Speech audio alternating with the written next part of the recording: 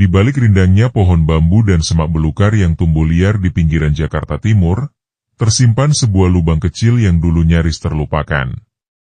Namun siapa sangka, tanah itu pernah menelan 7 nyawa dalam ritual kekerasan paling mengerikan dalam sejarah Indonesia modern.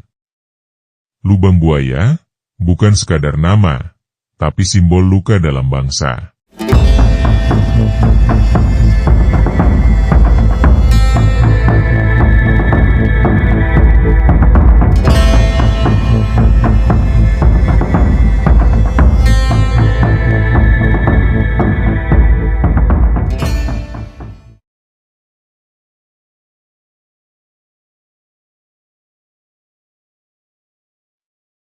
Lubang buaya, dua kata yang tak asing di telinga masyarakat Indonesia, namun menyimpan misteri yang tak semua berani mengungkapnya. Terletak di kawasan Cipayung, Jakarta Timur yang dulunya dikenal sebagai pinggiran Pondok Gede, tempat ini bukan sekedar lokasi biasa. Ia menjadi saksi bisu dari sebuah tragedi nasional berdarah, yang hingga kini masih menimbulkan perdebatan, ketakutan, dan luka sejarah yang belum sepenuhnya sembuh. Semua bermula pada malam 30 September 1965, ketika suasana ibu kota terasa sunyi seperti biasa. Namun di balik diamnya malam, kelompok yang menamakan dirinya Gerakan 30 September, G30S, sedang menyusun rencana besar, menculik dan menghabisi sejumlah jenderal penting Angkatan Darat. Tujuannya kabur, ada yang menyebut ini kudeta, ada yang menyebut ini bagian dari konflik internal TNI. Dan ada pula yang meyakini sebagai bagian dari permainan kekuasaan global yang membelit Indonesia kala itu. Dini hari, satu persatu jenderal itu diculik dari rumah mereka, semuanya dibawa ke sebuah tempat rahasia di pinggir kota, yang ternyata adalah area terpencil di Lubang Buaya.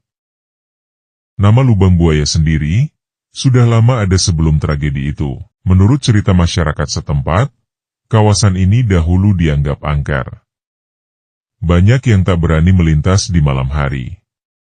Ada cerita soal ular raksasa, suara tangis perempuan dari semak belukar, hingga kemunculan bayangan hitam yang mengikuti dari belakang. Warga sering mempercayai tempat ini dihuni oleh makhluk halus. Cerita itu hanya menjadi dongeng urban, sampai malam berdarah itu terjadi. Setelah dibawa ke lokasi, para jenderal dikumpulkan di sebuah rumah yang dijadikan markas oleh pasukan Cakrabirawa yang membelot. Menurut kesaksian beberapa orang yang kemudian ditangkap, para jenderal sempat diinterogasi secara kasar. Beberapa dari mereka bahkan disiksa. Informasi ini didasarkan pada laporan otopsi yang dilakukan oleh tim dokter dari Rumah Sakit Pusat Angkatan Darat, RSPAD. Luka tembak, bekas tusukan bayonet, hingga tulang yang patah, semuanya ditemukan di tubuh para korban. Namun, lebih mengerikan lagi adalah nasib akhir mereka. Para jenderal itu satu persatu dibunuh, lalu jasad mereka dilemparkan ke dalam sebuah lubang sumur tua, dikenal kini sebagai Lubang Buaya. Sumur itu sempit, dalamnya sekitar 12 meter, dindingnya lembab dan gelap gulita. Konon, saat jasad-jasad itu ditemukan beberapa hari kemudian oleh pasukan penyelamat, bau busuk sudah menyebar, dan beberapa tubuh mulai membusuk. Mereka ditemukan menumpuk satu sama lain, seolah kematian pun tak memberi ruang bagi kehormatan terakhir. Penemuan mayat-mayat itu mengguncang bangsa. Presiden Soekarno kala itu tertekan oleh tekanan dari berbagai pihak, dan situasi politik pun memanas. Jenderal Soeharto, yang ketika itu menjabat Panglima Komando Strategis Angkatan Darat, Kostrat, mengambil alih kendali dan melancarkan operasi penumpasan. PKI dituduh sebagai dalang, dan dalam waktu singkat, ribuan hingga jutaan orang yang diduga simpatisan atau anggota Partai Komunis ditangkap.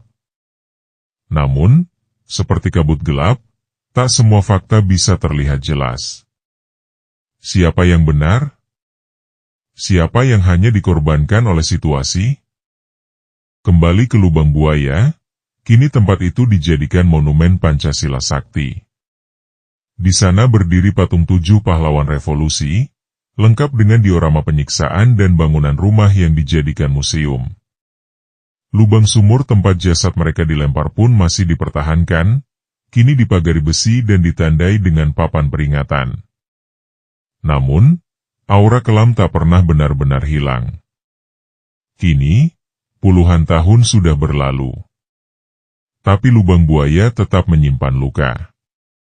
Ia diam, namun menyimpan teriakan-teriakan yang tak terdengar. Dan di balik setiap bisikan angin yang melintasi sumur tua itu, mungkin ada suara jiwa-jiwa yang masih menuntut keadilan. Lubang buaya bukan hanya cerita sejarah, tapi cermin retak dari masa lalu bangsa ini. Seberapa dalamkah luka itu bisa sembuh? Atau justru kita memilih melupakannya? Tulis pendapatmu di kolom komentar. Jangan lupa like, share, dan subscribe agar cerita-cerita kelam penuh misteri dari tanah air tak pernah tenggelam di telan waktu.